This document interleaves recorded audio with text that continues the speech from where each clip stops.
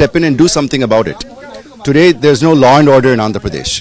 So, will you raise this issue inside the house? Definitely, we'll try to get every opportunity possible to raise the issue inside the house and outside the house and bring it to the notice of not only the government, but the people at large should know that this is a completely false case.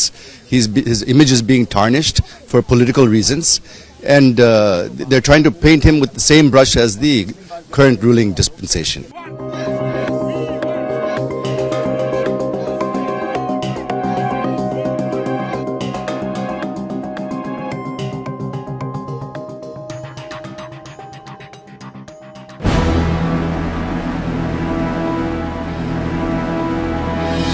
Important issue that we have raised is the illegal arrest on false accusations on the opposition leader in the state of Andhra Pradesh, who is Chandrababu Naidu. Chandrababu Naidu has been a senior leader in this country. He has rubbed shoulders with one of the important people of this country. For 45 years, he's been in the political system. And in these last 45 years, never had he had any allegation against him.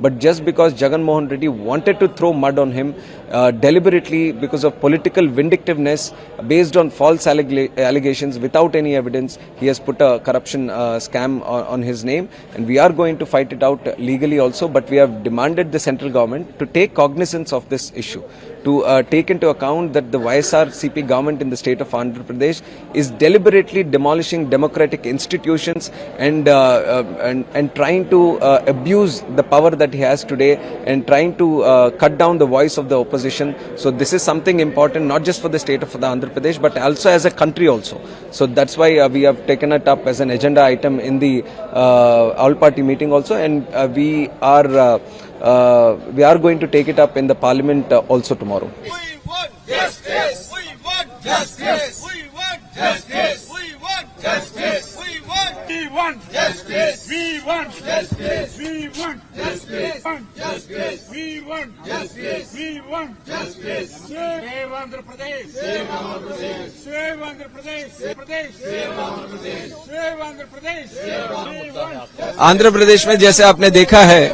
हमारे नेता चंद्रबाबू नायडू जी को illegally arrest किया हुआ है। False evidence दिखाकर, कोई भी सबूत नहीं है, फिर भी उनको अरेस्ट किया गया है।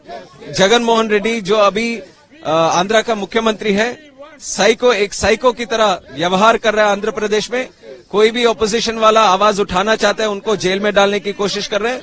उसी के हिसाब से आज चंद्रबाबू नायडू जी को जेल में डाला है। तो इसलिए पार्लियामेंट सदन के बाहर हम लोग अपनी आंदोलन कर रहे हैं कि आंध्र प्रदेश में डेमोक्रेसी को सेव करना चाहिए। इसी के लिए हम लोग यहाँ पे आंदोलन के लिए खड़े हुए हैं। जरूर सदन के अंदर भी ये चीज उठाएंगे, क्योंकि निर्दोष है चंद्रबाबू नायडू जी। आज एक निर्दोष को इस तरह से जेल में डालना अगर आज आंध्र में हुआ है। We're getting big breaking news just moments ago. CNN News 18 can now confirm that the Women's Reservation Bill has been approved by the Union Cabinet, which met earlier this evening. It is now given the go-ahead for 33% quota for women in legislative bodies, whether it is Parliament or in state legislatures. The bill will now have to be presented before the Lok Sabha. It will most likely happen on Wednesday, is the information that we have got. But we can confirm now that the Modi cabinet, which just met earlier this evening, has given its go-ahead for 33% reservation for women. This is a huge deal. Let me go across to my colleague Payal, who's joining us. Payal, what more details do we have? Well, the government, in fact, will Zaka at some point in time circulate the bill, because, before you bring the bill into the parliament, you'll have to circulate it at least 24 to 48 hours, to the members. So we are expecting that the bill will be circulated early tomorrow morning, at least to the members. It will be important to see what really the contours are, because that bill which was brought in by the Congress party several years ago has in fact expired. So obviously a new form of the bill is something to watch out for.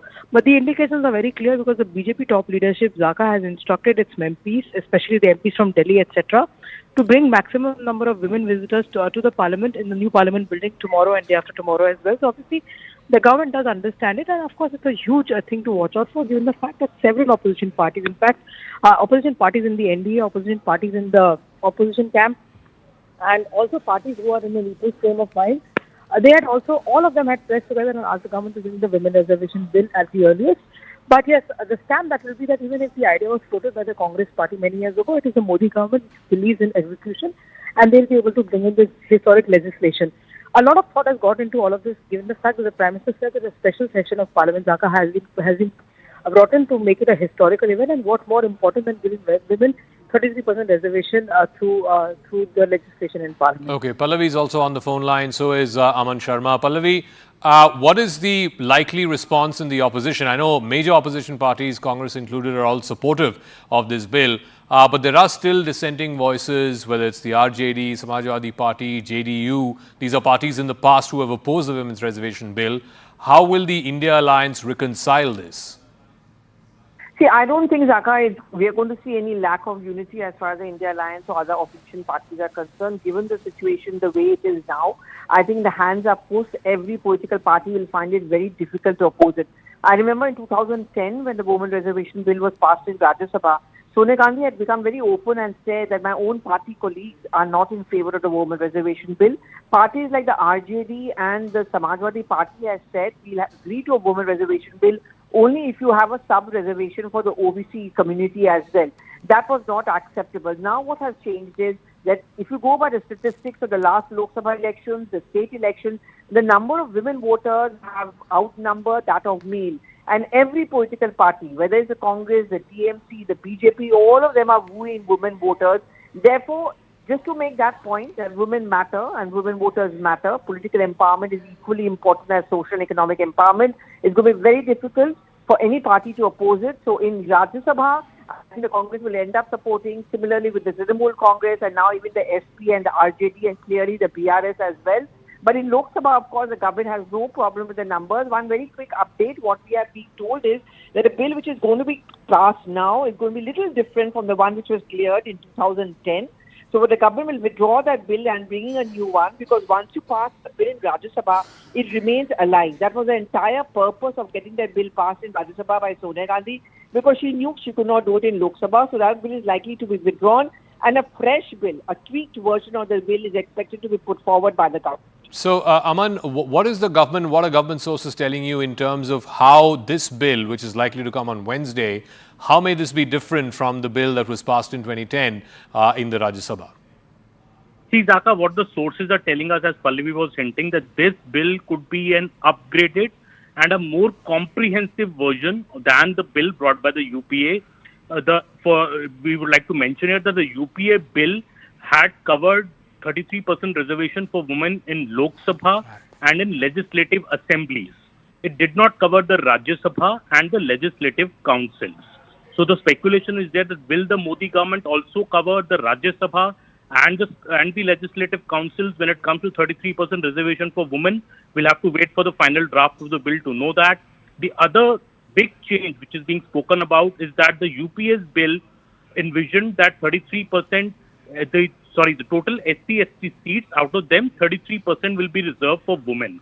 It did not cover the OBC category. There is speculation that the Modi government could also cover the OBC category apart from the SC and ST category, because the OBC category was the main problem why the bill could not be taken up in 2010, because the SP and the RJD had objected to it. These are the two key things that are being looked at, how the Modi government's bill could be more upgraded and a comprehensive version of the UPA's bill. The other thing that the Modi government will stress upon is that though the UPA did bring the women's reservation bill and did get it passed in the Rajya Sabha, it could not even bring the bill to the Lok Sabha because of opposition from its own allies, like the RJD and the SP, which had also supported the UPA on many occasions. But instead, the Modi government will stress that it has actually brought this bill with full consensus. It has consulted all parties. In fact, this is something which all parties wanted, and except a few concerns that the RJD and the SP or the JMM had over the OBC part, this government has been able to achieve consensus from all political parties. A proper process has been followed, and that is how the women's reservation bill will be passed, not just by the Lok Sabha but also the Rajya Sabha. And as Pallavi was saying, the earlier bill is going to be withdrawn, a new bill will be brought, And it is believed that this will be a far more comprehensive legislation than the one that UPA had brought, Saka. All right, we'll leave it at that. Thanks to all our political reporters and editors for putting that story into perspective. So the word in from the Modi government is that the Union Cabinet, which met earlier this evening, has given its nod and its approval for the Women's Reservation Bill, 33% reservation for women in legislative bodies, whether it is Parliament or in state legislatures. This bill is likely to be tabled before the House on Wednesday during this ongoing special session of Parliament. All right, time now for Vantage with Palki Sharma.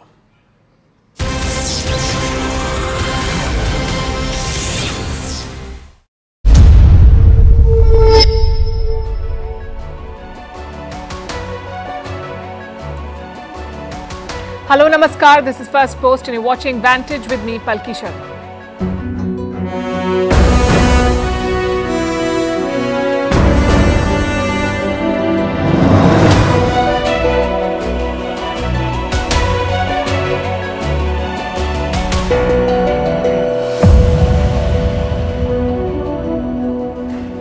Bombs for bailouts. That's our lead story for tonight. The United States is a self-proclaimed guardian of democracy, but not when it comes to Pakistan, it seems.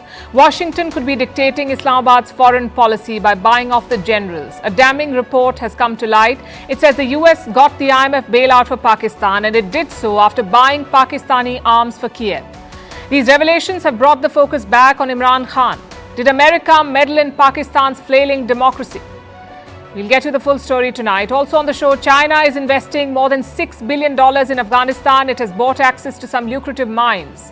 America has lost an F-35 jet, and they're asking people to help find it. In Africa, 3 coup-hit nations have signed a security pact. What does it mean for the continent? And if you're entering the job market, we have news for you. Your paycheck may not meet your expectations. We will tell you why. The headlines first. 5 Americans jailed for years in Iran have finally been freed. They're flying back to the US as part of a prisoner swap deal with Iran. Qatar is the mediator as Washington and Tehran do not have diplomatic relations. $6 billion of frozen Iranian assets have also been transferred as part of this deal. Georgia accuses a Ukrainian official of plotting a coup. Tbilisi claims the official is planning mass unrest to overthrow their government. This is the latest instance of escalating tensions between the ex-Soviet countries. Ukraine has accused Georgia of cooperating with the Kremlin. China's top diplomat Wang Yi is in Moscow. He meets the Russian foreign minister. Over the weekend, he held talks with the US National Security Advisor. Last month, Chinese Defense Minister Li Shangfu visited Russia, the one who's gone missing now. Beijing and Moscow have grown closer as ties with the West have deteriorated for both. In India, a 5-day special session of Parliament begins. Prime Minister Narendra Modi pays a tribute to the old Parliament building in his last speech there. From tomorrow, House proceedings will be held in the new building. Is Saudi Arabia wooing Elon Musk? Reports say Riyadh is in talks with Tesla to set up a manufacturing facility in the kingdom. Musk seems to be in high demand. The Turkish president also wants the Tesla CEO to build a vehicle factory in Turkey. And Thailand urged to halt crop burning as air pollution spikes. The rising pollution this year has left more than 2 million needing medical treatment. Capital Bangkok and Chiang Mai are among the most polluted cities in the world. People have been asked to stay indoors and work from home.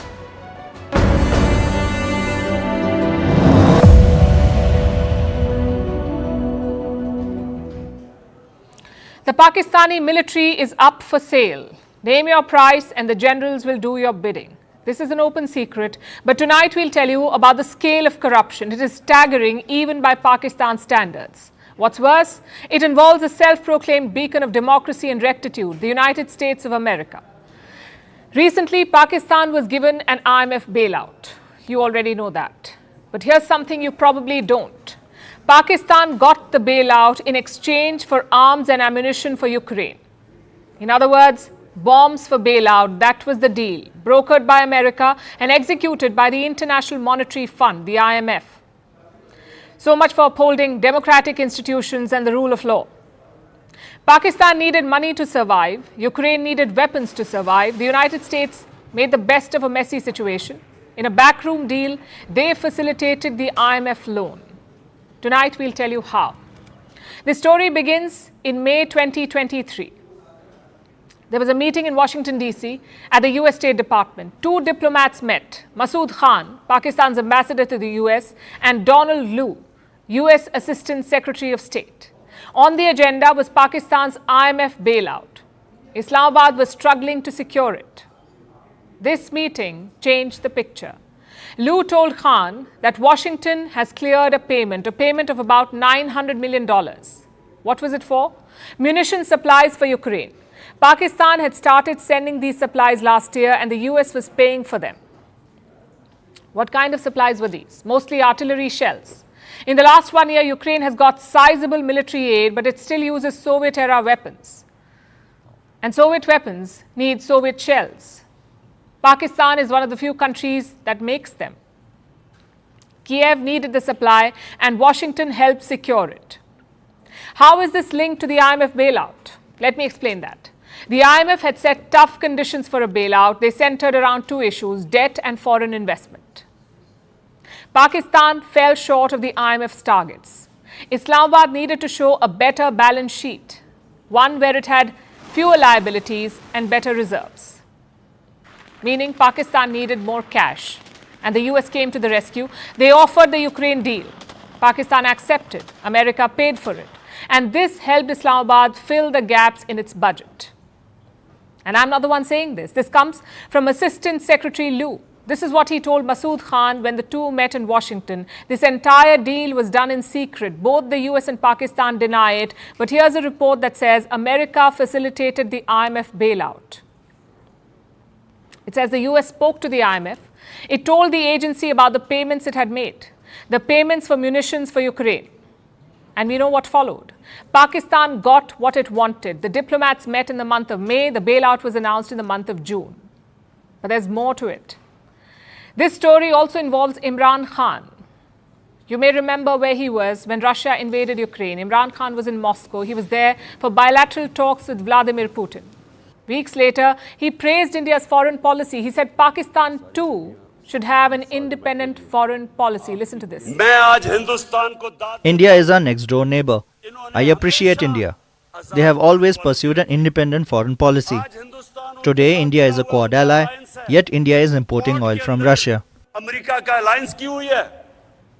Soon after that, Imran Khan was pushed out of power. He blamed the US for his ouster and he based this claim on a cipher.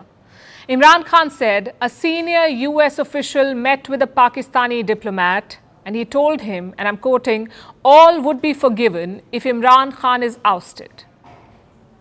Do you know who this American official was? The same Donald Lu, US Assistant Secretary of State, the man who got the IMF bailout for Pakistan. Now try to connect the dots. What do you see? Did the Pakistan army oust Imran Khan to keep the Americans happy? Did the US tip the balance of Pakistan's already skewed democratic process? If they did, it won't be a first. America has a history of buying loyalty, especially in Pakistan. From 2002 to 2008, the US paid over $6 billion to Rawalpindi. This was direct support to the Pakistani military. And how did Rawalpindi respond? By providing sanctuary to Osama bin Laden, the mastermind of the 9/11 attack. One would think the Americans would have learned from the past. Evidently, they haven't. And they don't shy away from using international agencies as instruments of power play.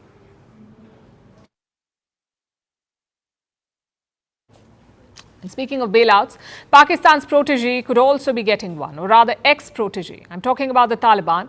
They have run Afghanistan's economy into the ground. And their next step? To keep digging. And this time, quite literally.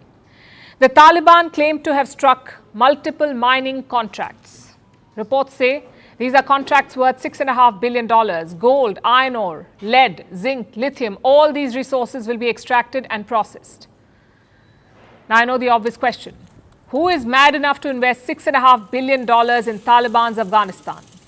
That's around half of their GDP, half of Kabul's GDP, $6.5 billion.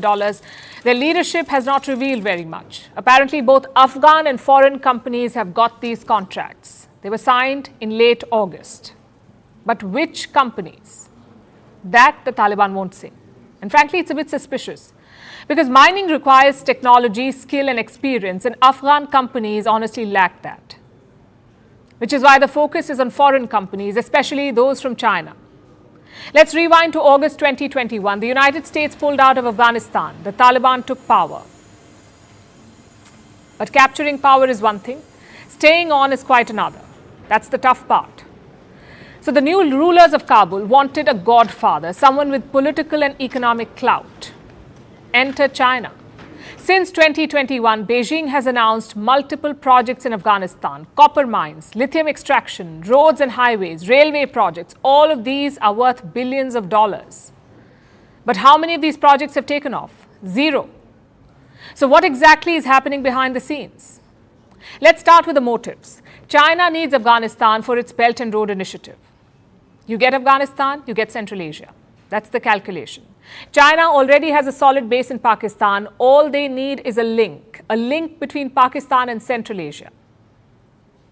Secondly, the country has lots of resources, and that too untapped ones. Reports say it's worth more than $1 trillion. $1 trillion with resources in Afghanistan. The West won't touch it. So China has a free road. Take lithium, for example. A Chinese company called Gochin is exploring Afghanistan's lithium reserves. Their plan is to invest $10 billion. It could create more than 120,000 jobs, and lithium is very important. You need lithium to make car batteries. Guess who dominates this market? China. Around 80% of lithium refining, 77% of cell capacity, and 60% of battery components. That's a huge lead for China, and with Afghanistan, this lead can grow. Finally, there is a political angle too. Eastern Afghanistan is home to Uyghur militants, and right next door is the Chinese province of Xinjiang. So China accuses these Uyghur militants of exporting radicalism, of creating trouble in Xinjiang, which is why they need the Taliban's help to keep these Uyghur militants in check. That is China's wish list. What about the Talibans? What's in it for them? It's pretty straightforward. They're after the investments. Around 90% of the country is living in poverty. 77% of the people don't know where their next meal is coming from. The Taliban need money. If not, they cannot kickstart their economy. They cannot run their country. I know it sounds like a perfect deal. China has the money and the Taliban need the money. So why haven't these deals been implemented? Because of the security issue. Look at these examples. In 2008, China signed a deal for the Mes Ainak mine. It holds around 12 million tons of copper, but progress is nil. Even after 15 years, the project is yet to take off. Another example is Amu Darya. It's an oil basin in Afghanistan. China promised to invest $7 billion in January this year. And progress? Again, zero. What do these projects tell you? That China is interested, but not in a hurry. Just look at what happened in December last year. Islamic State terrorists attacked a hotel in downtown Kabul. 30 Chinese nationals were staying in that hotel. 5 of them were hurt. And this was not a coincidence. This hotel is a regular haunt for Chinese citizens. So the attack was not random, it was very much planned. And such incidents have made China wary. Afghanistan, as you know, has a reputation. Both the US and the Soviet Union tried to conquer it. Both countries got bogged down. They lost hundreds of soldiers and billions of dollars. China wants to avoid a repeat. So they're playing it slow, one step at a time. Last week, China made one such step. They appointed an ambassador to Afghanistan. No other country has done this, not even Pakistan. So China is basically testing the waters. They've signed the agreements, they've deployed the ambassador. Now it's a waiting game. If Beijing feels the security is adequate, the projects can begin. And what does this mean for the world? It means that China is giving the Taliban a backdoor. Just think about it, all the sanctions, all the global condemnation, all the pressure, and what does China do? Invest billions and rescue the Taliban. That's what they're doing. These investments will not help the ordinary Afghans, though. They will only help the regime. And I'll tell you why. Afghanistan's banking system is virtually non-existent. There are no watchdogs or democratic institutions, plus no transparency. So how do we know if these investments will help Afghans? We don't. But for China, it doesn't seem like a problem. It doesn't matter. Maybe they trust the Taliban. Regional powers like India should also be wary of China's games. Perhaps re-evaluate their approach. We already have one Chinese colony in the form of Pakistan. We cannot afford another one in Afghanistan. Does that mean talking to the Taliban or something else? I'm afraid that's a headache for the government of India.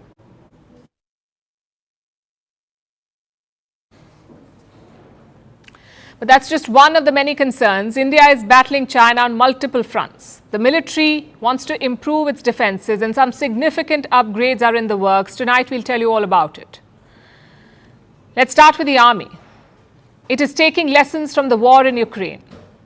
The Indian army feels that long-range and sustained firepower has its advantages. So the military wants to beef up its stocks. There are plans to buy more howitzers, missiles and rockets.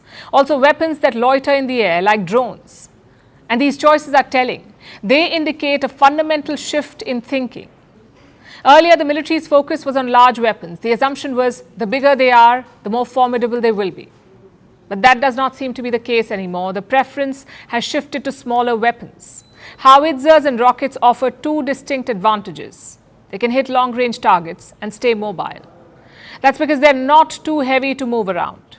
And the army wants this flexibility without compromising on the firepower. So going forward, we could see a different arsenal in India, a mix of different kinds of weapons. And India is looking to make such weapons at home. We are talking about Make in India in defense. While this effort began some time back, the war in Ukraine has given it some urgency. You see, Russia has its own defense industry. But Ukraine relies completely on overseas aid. And this is a lesson for India. What happens if India is caught in a protracted conflict, a long-drawn conflict? It should not have to depend on others for military supplies. So India is now adjusting its plans to address its supply gaps. The defense establishment is encouraging local manufacturers. Look at some of the recent decisions. The Indian forces inducted the K9 Vajra. This is a self-propelled howitzer built by an Indian company with technology transferred from South Korea. The army has also ordered more than 100 Dhanush guns. Again, these are made in India guns. They're based on the Bofors, which is yet another howitzer. India had bought the Bofors in the late 1980s. And they played a major role in the Kargil war. They ensured a decisive victory for India. But the Bofors deal was also controversial. It was signed in the late 1980s. The then Congress government led by Rajiv Gandhi was accused of taking kickbacks. The charges were not proven. But such controversies hurt the military. India's defense upgrades were hostage to political calculations. There was a policy paralysis of sorts. Governments hesitated in clearing purchases. They were afraid of political repercussions. That has changed now. India has an ambitious roadmap in place. More upgrades are in the pipeline, not just for the army, but also for the Navy. And what are the Navy's plans? It has placed multiple orders. I have a list again. The Indian Navy has ordered a total of 68 warships and vessels so far. This includes 8 next-generation corvettes, 9 submarines, 5 survey vessels and 2 multi-purpose vessels. The Indian Navy has set itself a bold target. It wants to have 155 to 160 warships by 2030, by the end of this decade, 160 warships. And by 2035, the plan is to have 175 warships. With a fleet of this size, India will be able to project strength, not just in the Indian Ocean, but across the Indo-Pacific. It will have credible deterrence against China, and this is very important. The PLA is aggressively expanding its navy. They're building more warships and securing more bases. China already has a presence in Djibouti, in the Horn of Africa. They're building the Gwadar port in Pakistan. Officially, both Pakistan and China maintain that this is not a military base, Gwadar. But the fact is, this base is designed to accommodate the needs of the PLA. China has also set its sights on Cambodia. Reports say construction is almost complete at the Ream facility. All these bases are around Indian waters. They challenge Indian interests. And they show the scale of India's China challenge. So building a robust deterrence is crucial, and upgrades are the way to go.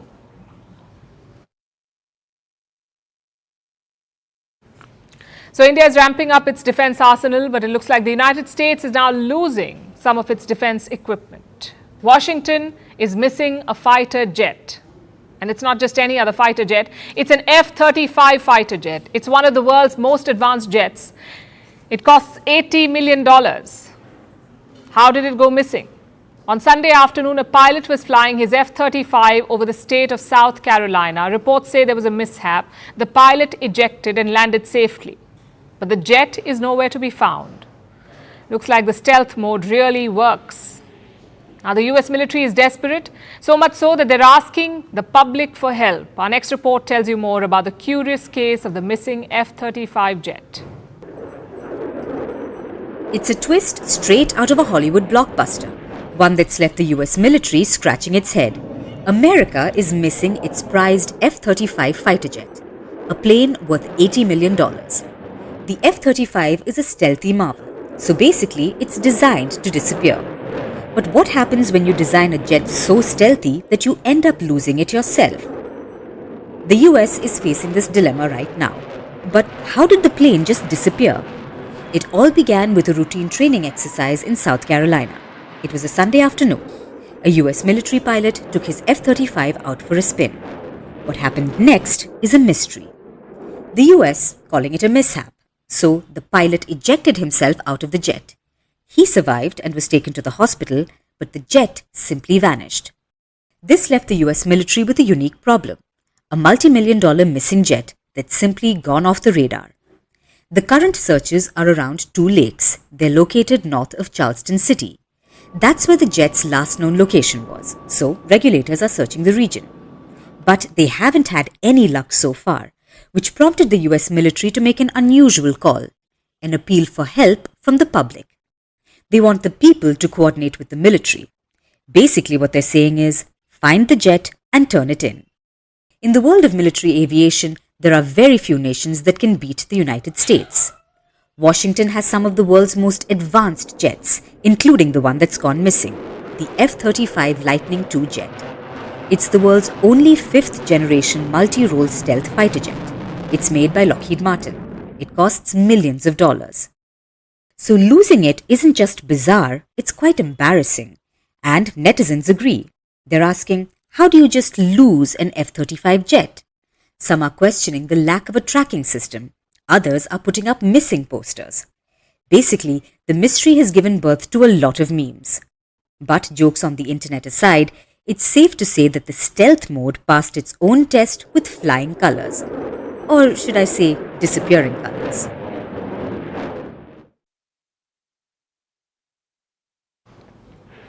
A missing fighter jet. You would think that's the top story in US media. Well, think again. It's not even in the top 5. America's politicians are hogging all the attention. It used to be Donald Trump. Now it's this guy, Vivek Ramaswamy. He's 38 years old. He's an Indian American. He's a billionaire and he's running for president.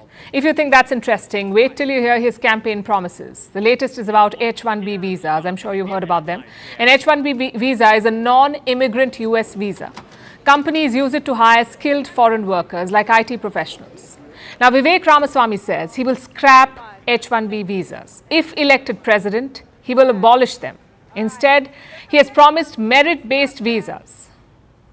Now, some background first. The current H-1B visa system is a lottery. The US government finalizes a short list of candidates. Out of these candidates, 85,000 people get the visa.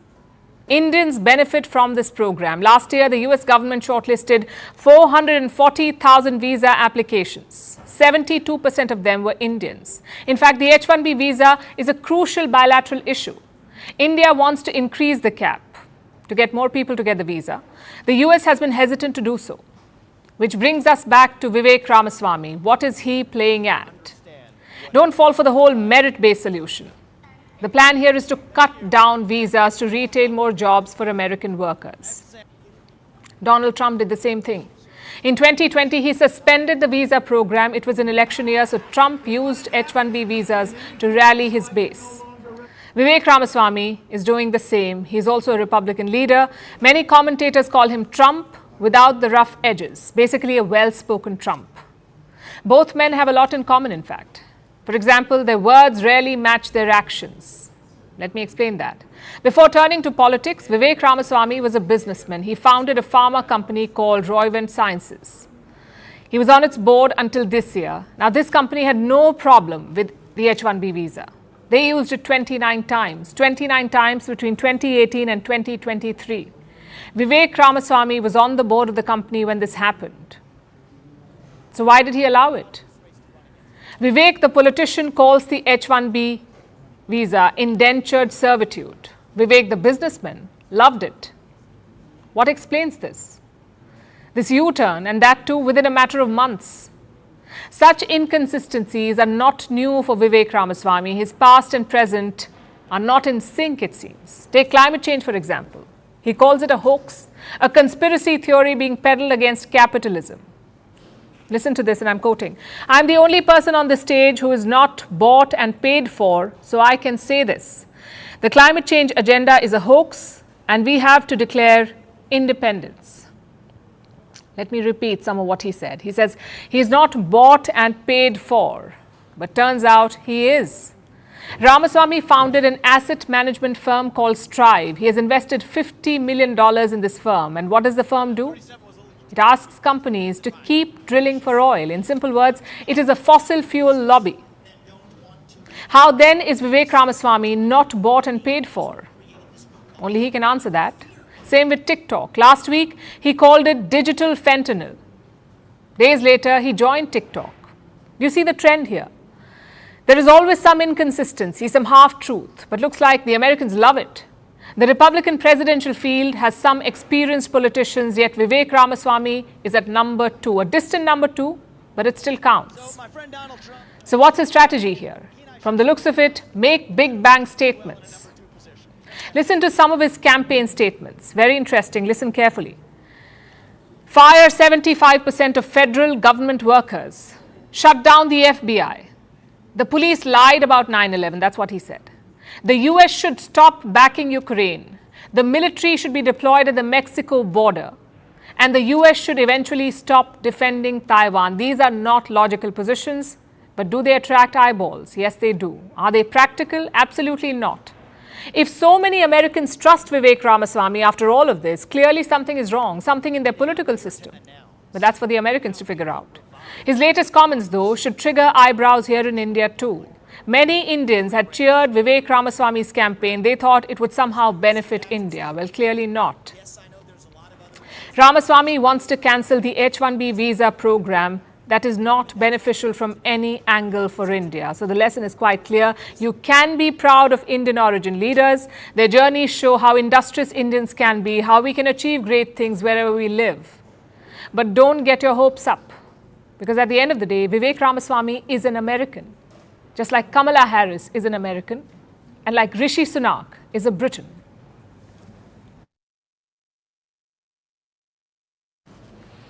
And now let's turn our attention to Northeast Africa, where the Sudan is bearing the brunt of a violent power struggle. On one side is the Sudanese army, on the other is the Paramilitary Rapid Support Force, or RSF, Rapid Support Force. In April this year, a war erupted between the two, the army and the RSF. And since then, about 7,500 people have been killed. More than 5 million have been displaced. And about 3 million of these people have fled from just Khartoum, that is the capital of Sudan. The RSF has been fighting to take control of Khartoum. Now, the conflict has raged into its 6th month, and the city is going up in flames quite literally. Several landmarks have been set on fire. Entire buildings have been gutted. The paramilitary forces attacked the army headquarters this weekend. Our next report tells you more. This is no ordinary building with a glass facade. It's one of Sudan's main landmarks, an emblem of its capital, Khartoum. The tower is instantly recognizable, but as you can see, now it's making news for the wrong reasons. This weekend, it was engulfed in flames. A skyscraper that once towered over the Nile, now reduced to a smoldering wreck. But it wasn't the only victim. Several other landmarks and government buildings met the same fate. The Sudanese capital has been a crucial target of the paramilitary Rapid Support Forces. They have been trying to gain control of Khartoum since the war erupted on the 15th of April this year. The conflict was triggered by a power struggle between these two leaders, Chief of the Sudanese Army Abdel Fattah al-Burhan and his former deputy Mohammed Hamdan Daglo, who is now the RSF commander. Nearly 7,500 people have been killed so far. Over 5 million people have been displaced. 2.8 million of them have fled from just the capital city. Its neighborhoods were once densely populated. Today, they're a mere ghost of themselves. Though conflict is regular in Khartoum, this weekend was like no other. The RSF began attacking areas controlled by the army on Saturday, including army premises and headquarters. This continued into Sunday. Residents woke up to the sound of bombs and found clouds of smoke everywhere. Several government buildings were on fire. Flames devoured many landmarks. No injuries or deaths have been reported so far. It's unclear how the fire started. Reports say buildings caught fire as a result of attacks by RSF, but the paramilitary disagrees. To no one's surprise, they accuse the army for the fires. The coup people of the terrorist army, the Sudanese army, struck one of the city's landmarks, the Nile Petroleum Company Tower. They used artillery and it was completely burned. This is also not something new to them. They also spread rumors that the Rapid Support Forces did this. Attack after attack has turned Khartoum into a shell of its former self. And while both sides are to be blamed, it's the people of Sudan who are paying the price for it.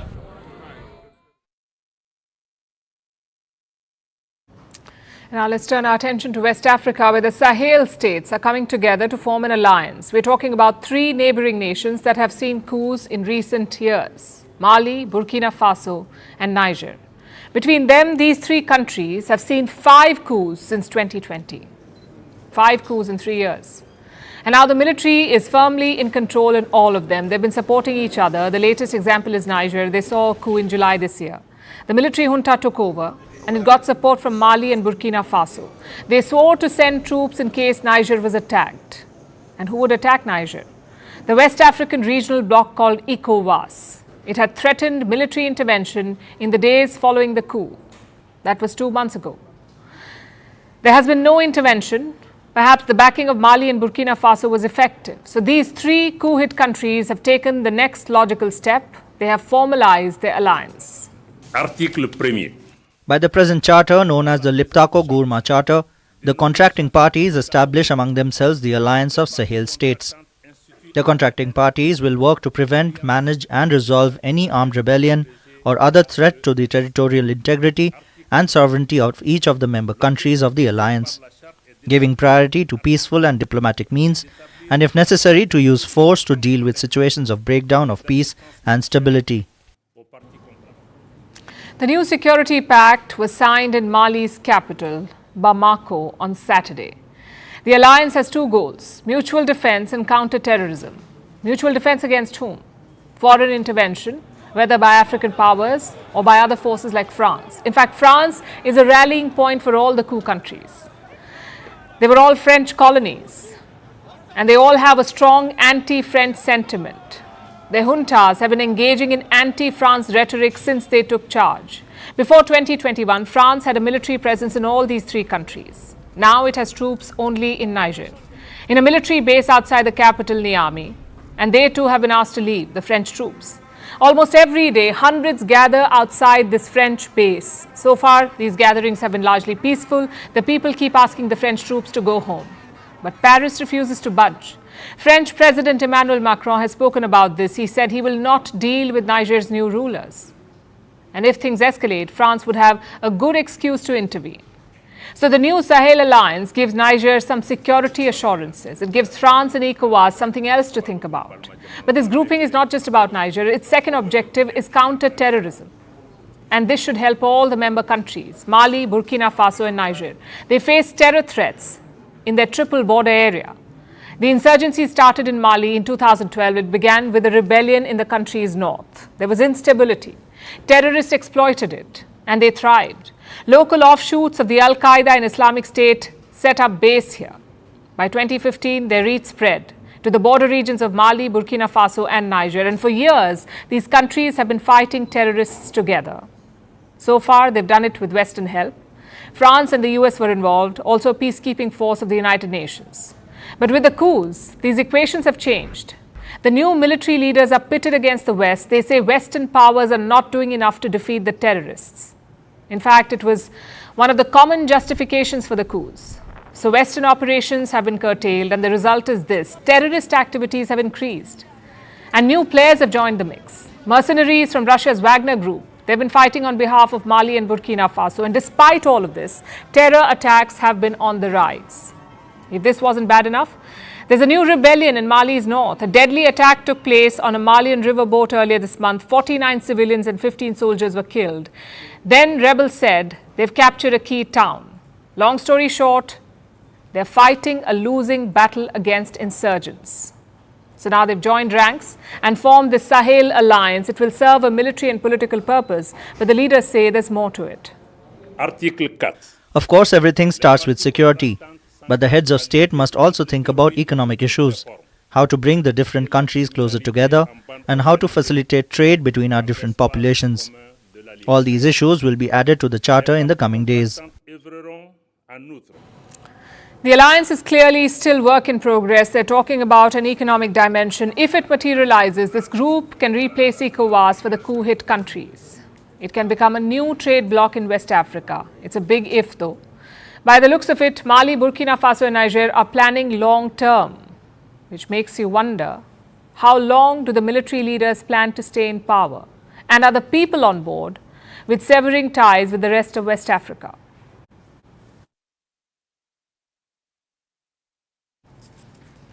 "6 million Jews murdered, millions more stripped of their livelihoods, families, even their names." These were the horrors of the Holocaust. It was orchestrated during the Second World War by Nazis between 1933 and 1945. The terror of this genocide still haunts the world, especially because of its many unknowns. One of them relates to the wartime pontiff, Pope Pius XII. During the war, he never condemned Adolf Hitler. He never spoke up against the Holocaust. And for decades, the Vatican has defended this silence. They say, and I'm quoting, the information they had at the time was vague and unverified. That's their excuse. But what if it wasn't? What if the church has been lying all this while? A letter from 1942 has been unveiled from the Vatican's archives. It was addressed to the Pope, and in no vague terms, it gives details about the Holocaust. Our next report tells you more. Who is a pope? He's the leader of the Roman Catholic Church, a source of authority for the Catholics. People turn to him for his guidance. The papacy has been very politically active. No matter the pope, this has been a trend throughout history. So how come a pope during World War II remained silent over the Holocaust? How come he never condemned Adolf Hitler? We're talking about Pope Pius XII. He's one of the most controversial popes. He never spoke up against the genocide of the Jews. The Holocaust. It happened between 1933 and 1945. 6 million Jews were murdered. They were herded into specially designed gas chambers where lethal gases poisoned them within minutes. It's considered one of the worst crimes against humanity. So it's baffling that a wartime pope wouldn't condemn such atrocities, especially as millions looked to him for guidance. Over time, this question has ceased to baffle and begun to anger people. So much so that Pius is now called Hitler's Pope. This has led to endless debates. There are many who call Pope Pius a failure. But then there are others who say that he was being diplomatic. By not irking Hitler, he prevented a backlash. The Vatican has sided with neither. It simply claims the papacy didn't know enough or any better, saying the information it had at the time was unverified and vague. Even so, pressure grew to the extent that the Vatican relented. In 2020, it opened its secret archives on Pius. Pope Francis said the Church is not afraid of history. On the contrary, the Church loves history, and the Church would like to love history more and better, as God loves history. We have no fear. The good that Pius did was so great that it will dwarf the few shadows. Little did the Vatican know that the shadows would only get bigger. Now, a letter from 1942 has been revealed from the archives. It was sent by a German Jesuit member. He belonged to the anti-Nazi resistance. The letter was addressed to the then Pope's private secretary, and in no vague terms, it talks about the Holocaust, telling the papacy about thousands of Jews being killed in gas chambers. It's explicit and detailed. The letter suggests that the Pope was aware that Jews were dying every single day. If this is true, why was the Pope silent? The letter is making waves across the world, with people demanding an answer from the Vatican. When millions look to you for guidance, the Vatican cannot lose its voice when it matters the most, and chose pragmatism over principles. We learned some new words in the last couple of years. Some new terms like quiet quitting, career cushioning, and the great resignation. What did all of them have in common? It was all employee driven. It wasn't about bosses ordering people around. It was about workers taking matters into their own hands.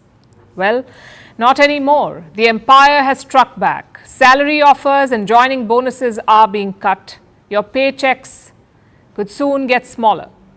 Some numbers first. A recent survey studied around 20,000 online job listings. It compared today's salary offers to last year's. So same job, but different year. And what did they find? More jobs are paying less in 2023 than they were in 2022. So this year's offer is smaller than last year's. And last year it was the opposite. Around 75% of the jobs paid more in 2022 compared to 2021, that is the year before. And it's not just the offers. Existing pay has also fallen. Around 48% companies reported reducing salaries. So what has changed? Why are employers not paying well anymore? For starters, there is a disconnect. Employees have very high expectations now, it seems. And they have reasons for it. During the Great Resignation, job hopping was the craze. If you shifted jobs, you could get 20% more. Secondly, higher inflation. We're all suffering it. Employees expect more because things are more expensive practically everywhere in the world, but companies are not on the same page. They are bracing for a downturn. Let me explain how this works. In the last 2 years, companies went on a hiring spree. We are talking abnormal salaries, eye-watering bonuses. But now the situation has flipped. Higher inflation led to central banks increasing interest rates.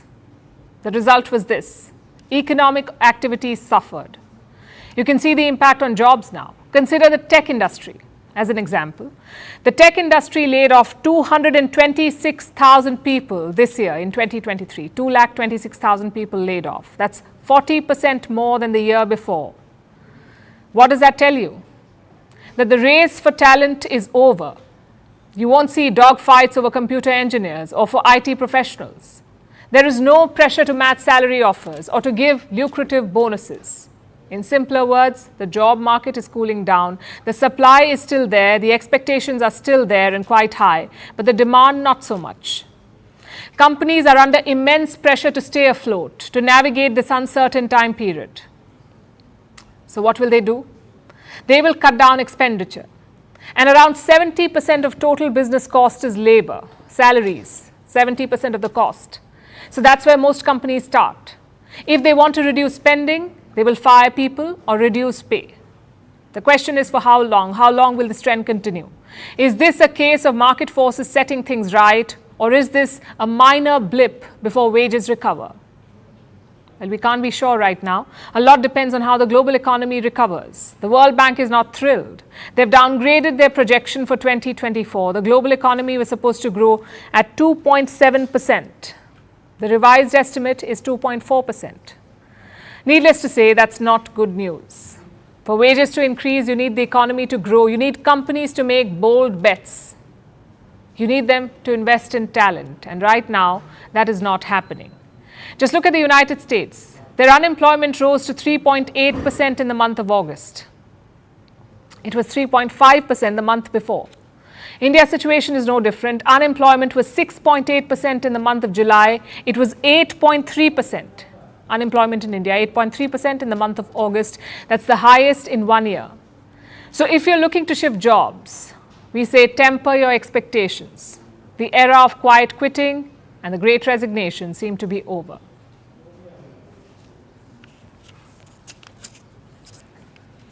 And now it's time for Vantage Shots, images that tell the story. Israel's foreign ministry has launched a digital avatar. It can speak up to 8 languages. An official avatar in the form of a diplomat is the first for any country. In Turkey, 9 buildings damaged by the February earthquake were demolished with explosives. And there's a new world record for the world's longest cheese pull. It was set after a 4 feet wide nacho was dipped into a bowl of melted cheese and stretched 49 feet by a helicopter. You have to watch this. And finally, we're taking you back in history. On this day in 1948, India's Operation Polo was terminated. The operation was launched by the Indian Army to liberate Hyderabad from the Nizam's rule. The princely state of Hyderabad had refused to join India after independence. The operation led to Hyderabad's integration into India. We're leaving you on that note. Thanks for watching. We'll see you tomorrow. Of an Indian armoured brigade move into Secunderabad to begin their occupation. News of the Nizam's message of surrender made only a few days after the Union forces had crossed the border. Troops of the Hyderabad army still moving up to the front. Hyderabad, whose ruler, the Nizam, has refused to accede to either Indian dominion and over whose borders troops of the Indian Union have now advanced. I'm Ambassador David Sarandi, but this isn't really me.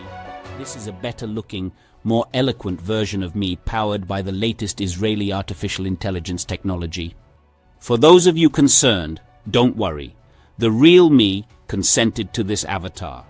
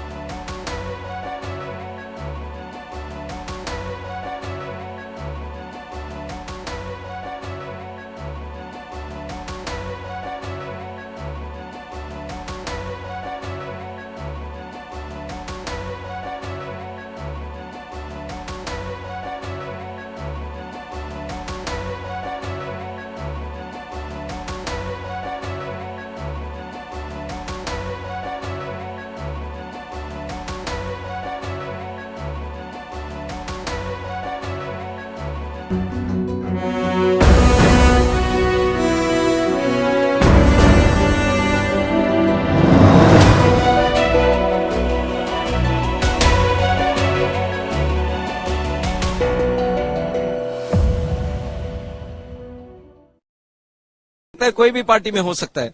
अगर सच्चे लोगों को हम save नहीं कर पाएंगे तो ये भारत का भविष्य अच्छा नहीं रहेगा।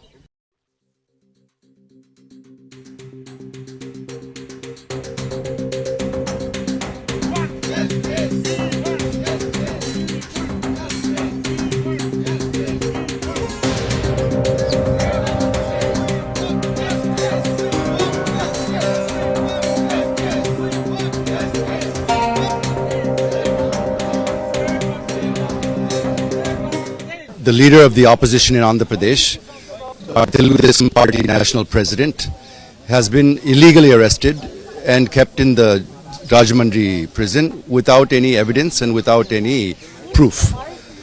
So we believe that it's an illegal arrest.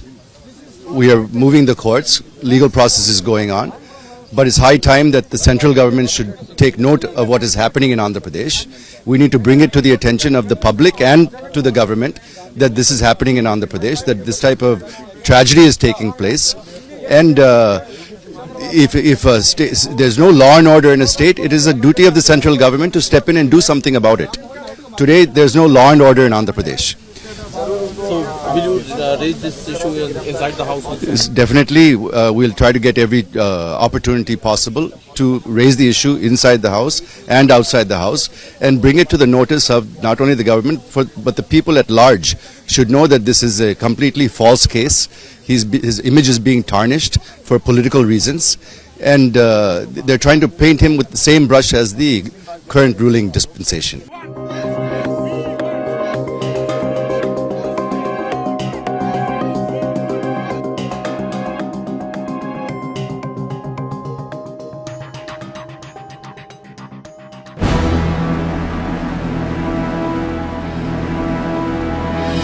important issue that we have raised is the illegal arrest on false accusations on the opposition leader in the state of Andhra Pradesh, who is Chandrababu Naidu. Chandrababu Naidu has been a senior leader in this country.